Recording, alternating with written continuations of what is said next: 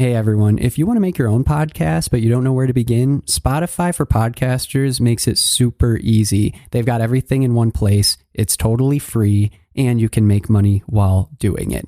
Here's how it works. Spotify for Podcasters lets you record and edit podcasts right from your phone or computer, so no matter what your setup is like, you can start doing it today. Then you can distribute your podcast to Spotify and pretty much everywhere else podcasts are heard. Video podcasts are also supported, and you can even conduct polls and Q&As. With Spotify for Podcasters, you can earn money in a variety of ways, including ads and podcast subscriptions. And best of all, the platform is totally free. No catch, totally free. When I wanted to start my own podcast, I did not know where to begin, and I didn't think it was even possible.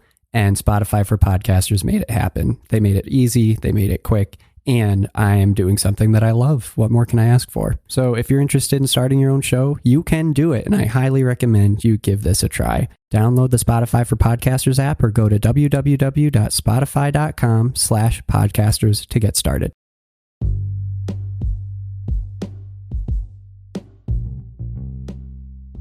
Hey everybody, welcome back to another episode of Everything Kratom, the podcast about anything and everything Kratom. Good to have you with us. As we've been saying all week, we're going to be having a conversation with our friend Tristan from Texas. And what do you know? Here he is. Tristan, welcome back to the show. Thanks so much for having me, Jamie. Awesome to have you. So in our little chat on Reddit, which extended to Discord, which you made the Discord channel, you pretty much wrote out the topics for this show. I thought they were all really great. And it's, we could go anywhere with it, but I figured we'd start with some of the things that you brought up.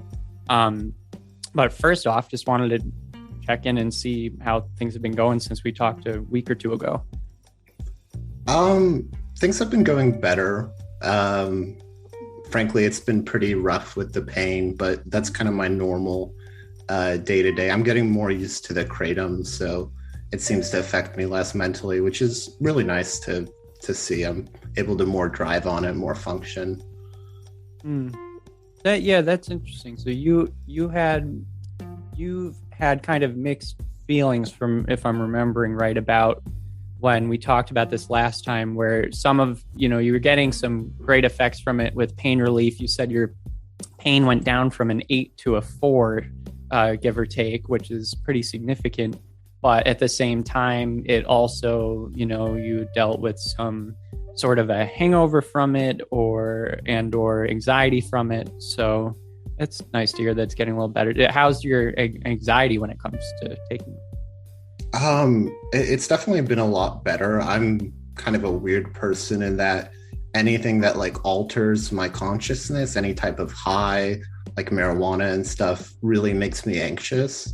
For whatever reason, I guess I just prefer to feel sober. I think the pain really just changed that for me because I used to love weed, but not so much anymore. Oh yeah. Well, I'm a similar way. I found that back when I would, smoke weed that I just wasn't happy at all because it kind of put me out of my element. And that's why I kind of enjoy CBD, because I get the things out of that I want without kind of feeling like I'm not in control anymore. So yes, CBD is such a good medication. I really like it as well. Yeah. It's great for anxiety and sleep. Yeah. Oh yeah, totally, for sleep too. Yeah, and it's even something you can give to your grandma. Yeah. Or your pet. You can also give it to dogs. And yeah, totally. So true. So that's good. That's good to hear. And so kind of, I've thought that it was really like a great topic to bring up around addiction, withdrawal, the potential for abuse with Kratom, because it's, there are both sides represented in the media when it comes to Kratom, although Kratom overall, I feel like, isn't covered nearly as much as it should be. But you kind of find both sides. But the proponents of Kratom really are proponents, and you don't see much negative brought up. So I thought it was worthwhile, going through some of these potential negative aspects of it, and that might get covered up with the push to make sure that it doesn't, become illegal for ridiculous reasons, which is also an issue. So kind of jumping into that sphere, what do you think that, starting with some basic questions, what do you think about addiction when it comes to Kratom? Do you think people do become addicted to it, or it has potential for that? Oh, definitely. It's kind of controversial to say, especially among the pro Kratom r/Kratom community, but it definitely is an opioid. It acts on the opioid receptors, the mu opioid receptors. There definitely is addiction, and you'll find a lot of people addicted to Kratom on that community. It is for the better. They're substituting often like heroin and oxycodone and pills for Kratom, but there definitely is that potential for addiction, especially if you already have a history of addiction. Right. And there's the two aspects of it, of scientifically looking at the body response, and when you don't have it, are you addicted and does your body react that way? And then there's also just the behavioral aspect of, are you addicted, I guess. And, what do you think is too much Kratom, or what do you think is how often? I think it really just depends. I always like to look at things from like a pros, cons, and harm reduction perspective. For example, someone such as yourself who doesn't have like a addiction or like a severe chronic pain probably should use a lot less than someone who was addicted.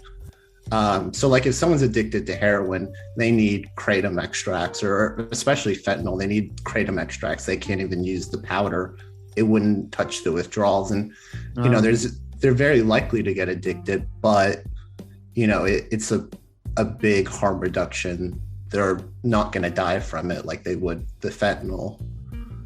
But I think most people should try to avoid daily use. So maybe like once, twice a week for most people. But if you have severe anxiety, then maybe like once a day, but at a lower dosage. Yeah, I think I'm around the same mindset, honestly. I try to just use it once or twice a week at most. Once in a while, I'll find that I'm in a situation like where I'm, on leave for work, and, it's a few days, or I'm at a conference and I'm going to be around a lot of people. So then I'll use it a few days in a row. But I've found that, if I use it 3 days in a row and then I stop, I'm fine. And if I go back to my normal once or twice a week, I've never really noticed any issues with that. But I agree. I've definitely read about people taking huge quantities a day. I was going to ask you also about the dosage amount. I've been told online, at least, that the amount that I take is really low. I tend to take 1 to 2 grams, max. I've hardly taken more than that. Is that kind of what you mean by like kind of a lower end dosage? Yeah, that definitely is a really low dose. That's actually probably what I'm going to give my mom for her chronic pain, around 1.5 grams. Anything under 3 grams definitely is a low dose, at least to me, especially if it's quality Kratom, not from like a smoke shop. Sometimes a smoke shop Kratom, you might need like 6, 7 to get the same as 2 grams of good quality Kratom. Right. And do you think that, you kind of answered this question, but I was going to ask if you think that the risks are somewhat similar when it comes to kind of being addicted to Kratom versus other similar drugs, although I guess that could be expanded to anything. But, people, for instance, people get addicted to caffeine all the time, and it's completely accepted in society. But if they stop drinking caffeine for a day, they have terrible headaches or migraines, and they can't do anything for a few days sometimes. What do you think about that? Like, how do you think it's comparable to different drugs? I don't think it's comparable to caffeine. I think I'm going to argue with you on this one. I think that's more of a dependency, because addiction is more of like a mental disease. You're spending all your money on it. You're having severe cravings. Dependency is more withdrawals. For example, I'm dependent on my fentanyl patch and my opioids, but I'm not having cravings for it. I'm not stealing stuff for it. Addiction's more of like a mental disease, at least according to the medicine and science on it. But I do think it's somewhere in between caffeine and real opioids. for the most part, it's definitely not as addictive as oxycodone and heroin, but it is much more addictive than caffeine, in my opinion, at least. And you're right about the terrible headaches. Caffeine definitely can have that, and it is accepted by society. Maybe we should watch how much caffeine we're taking. Does that answer your question? Oh, totally. And actually, I think we're not at odds on this one, really. I'm trying to think of, I feel like, as people talk about Kratom and try and consider its benefits and, its pros and cons, it's so often the case that in that discussion, part of the argument for or against it is other things are brought up to be related to it. It's kind of hard to talk about Kratom on its own, I feel like, because of the heated environment. So people will end up saying, well, it's nothing like opioids. Or people will say, oh, it affects you just like opioids. But it's like we're bringing in other substances as we talk about it. So I was kind of trying to create a comparison to you kind of cleared it up better than I had it in my mind. I kind of agree. I feel like I see it as something that has the potential for not just abuse, but like actual addiction more so than caffeine. But I definitely don't see it as intense as, the opioids out there. Yeah, that makes a lot of sense. And here's a funny thing. I was watching an argument between an addiction specialist, I guess a debate between an addiction specialist and someone from the American Kratom Association, and he called it a food, not even a drug. And I thought that was a little ridiculous. It very clearly is a drug, but yeah, and that's kind of the problem if you go in that like echo chamber of, Kratom is herbal heroin or Kratom is just like caffeine and a food and barely even a drug. So you got to find that middle ground somehow. Yeah. It's a food. I guess technically it is a food if you're eating it, but yeah, that's a bit far, I think, for me. That's interesting. Yeah. So kind of going along with that, what have you found if you've read anything about it or if you've experienced it, like what have you found when it comes to Kratom withdrawal? Like what have you found is kind of like the classic withdrawal symptoms from Kratom? For me, it's been, well, online I've seen and read, mostly it's kind of basically like opioids, but less. So similar things. You might have trouble with your bowel movements. You're probably going to have a lot of psychological anxiety. For me, it's a lot of mostly anxiety, I'd say, is the biggest thing. Insomnia, restlessness, irritability, that kind of thing. I'm super sensitive to Kratom for whatever reason. So even now I think I'm pretty much dependent on it, and I'd have to taper if I don't want too bad withdrawals, and that's only after a couple weeks. But I don't know, Kratom seems to affect me more so than most people online I've seen. So I don't know if that's really fair to compare it, but basically like opioids, just maybe a tenth of how bad. Okay, that's an interesting look on it, and perhaps that's kind of the general picture of why there's such a strong, support for Kratom when it comes to people who have been addicted to opioids, who use it to get off. Maybe they're not even necessarily saying that it's completely harmless, but, if there's an alternative that's a tenth, as harmful, that's probably a good thing to keep around, at least temporarily with this given situation.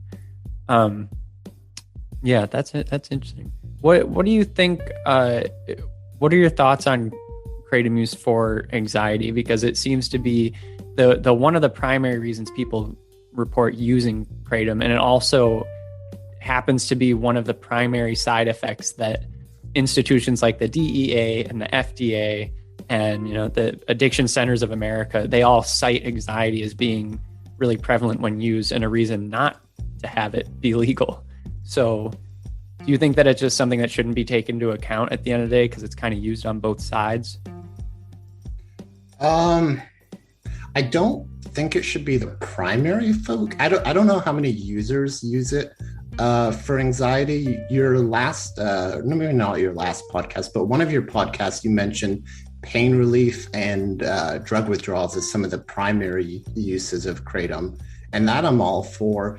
Anxiety relief, I think you have to watch out because it's a pretty strong drug to use for anxiety, unless your anxiety is really severe, maybe severe enough that you'd normally be prescribed benzodiazepines. And in that case, it could be a good substitute.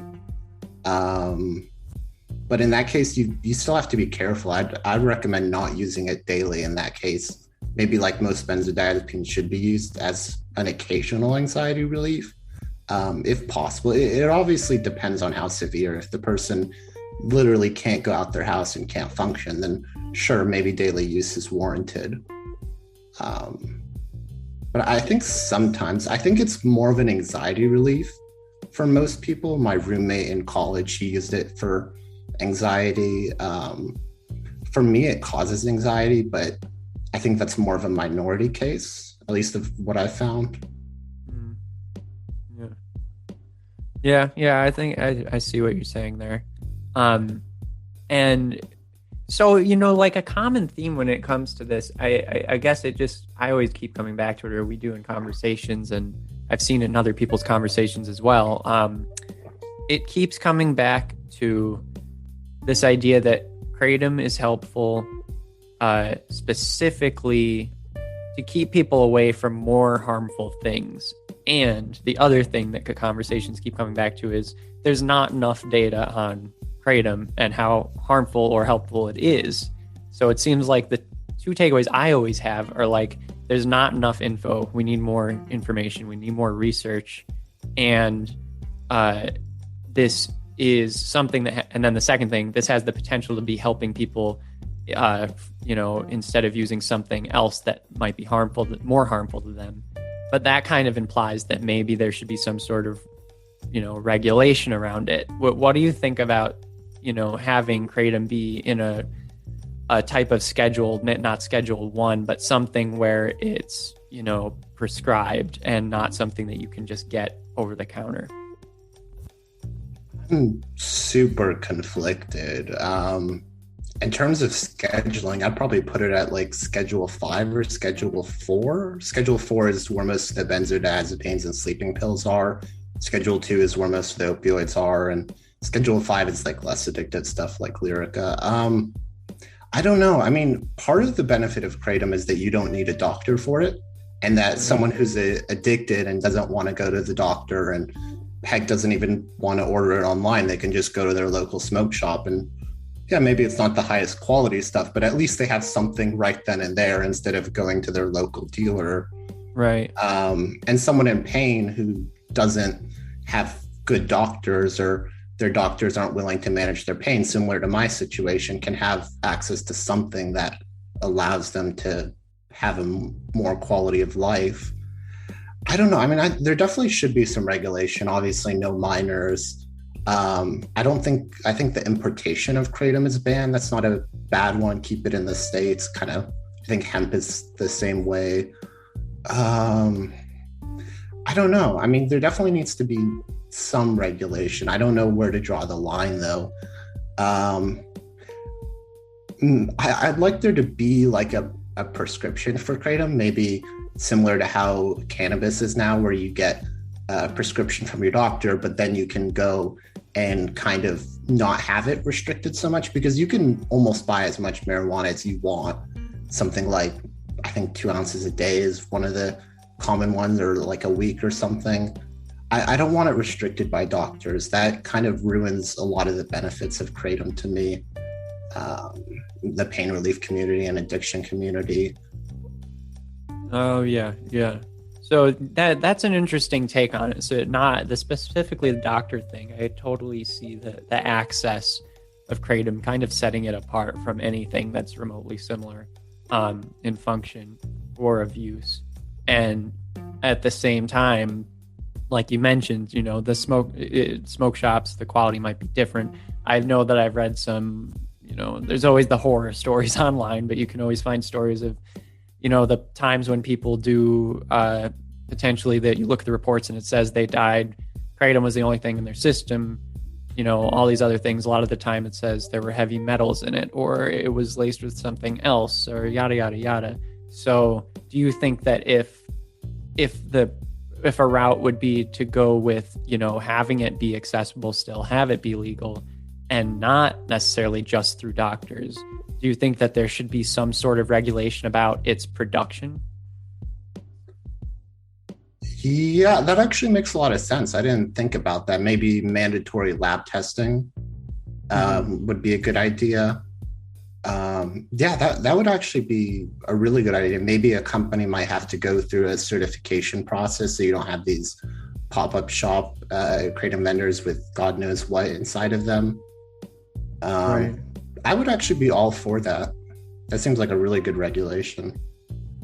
Yeah, my thought is if that was the case, then we'd be able to find out, within a couple of years if, that's the main issue. Because if we know for a fact that all of the kratom or most of it is safely produced and, lab tested, then, whatever results from that, you would know, okay, well, if something terrible is happening with people who use kratom, it's because of kratom and it's not because of any of these external influences. That's one thought. Loving this conversation. With all this in mind, let's take a look at where, everything sits right now. The World Health Organization released this pre-report, which wasn't really all too helpful in knowing what the future of kratom is going to be with regards to its legality or regulatory status. The FDA has collected these comments. A lot of them were submitted through the AKA. So it's my understanding that the FDA doesn't even have to bring these comments to the World Health Organization. They just need to, quote unquote, consider them, I think, when they make the recommendation to the WHO. What do you think comes next? What do you think is going to happen? I don't know. I haven't read the WHO. I did listen to your podcast on it and read some other comments, and it looks mostly positive. The FDA seems to really want to regulate it or ban it, probably ban it. I think it's going to stay legal. I really hope it does, at least. But I'm not really sure what's going to happen. It's kind of unprecedented times. They tried once before and they failed. So that's a sign that it's going to go in that direction. And there's been so many positive comments that I think will help. Maybe Congress might step in a little bit. I know there's been some congressmen that have been vehemently opposed to banning it, but not too many. Mm-hmm. Do you think that do you think that there's enough people in public office that know about it to kind of give it a fair fight if it were to go in that direction? No, I don't think so. I've only read of a few congressmen at the state and at the federal level that even really know about kratom enough to support it. Mm-hmm. Yeah, me as well. And I'm wondering, I really wonder if there needs to be some sort of unified approach to this, specifically once everyone sees what the FDA ends up recommending.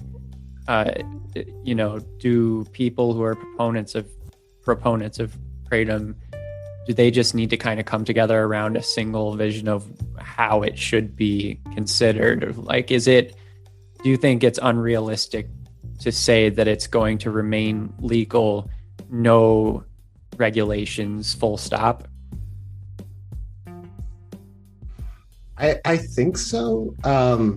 I heard the American Kratom Association does support regulation. I don't know the extent to that they support regulation. I know they support definitely not selling it to minors. I've heard that quoted, but I don't know. I mean, it is a little unrealistic to think that it's going to stay like a herbal supplement, just like your mom's magnesium or potassium. But I really hope it does, just for selfish reasons and for other people as well. The lack of access, I can imagine. But at the same time, putting it on a schedule or something, some more regulation might help it gain some research grants, and maybe more research comes out about it. Yeah. Well, I guess right now the DEA has it as a what's it called? It's called a drug of Concern. Yeah, you got it. Drug of concern, and it's along the lines of drug of concern with DXM and salvia, I think, are the two others in the report from them. I mean, those two are. I mean, all three of those are just so strangely different. But it's interesting seeing them all together. This is kind of a side note, but I was looking at the DEA drug slang code words report. I highly recommend everyone look at this report. It's the funniest thing I've ever seen in my life. If you ever want to see how many different names a drug could possibly have, this report is for you. With such names as bicycle handlebars, the Hulk, planks, school bus, kibbles and bits. You can look in the report and find out which drugs I was just talking about, but it's thoroughly enjoyable. I haven't heard of any of these names for the most part. And it's an official intelligence report, which makes it that much better. Let's see. I'm wondering if I had anything else to ask you specifically. I guess I'm just, I'm kind of conflicted too when it comes to what do I want out of this? Because I wonder if it, I have the feeling that the FDA is going to recommend some sort of action to be taken internationally. Specifically, I still don't know about these other substances that it's grouped with because it's not being considered alone. And I keep forgetting about that because everyone who's commented on the bill or the recommendation is commenting about Kratom because it's the one most people care about, I guess.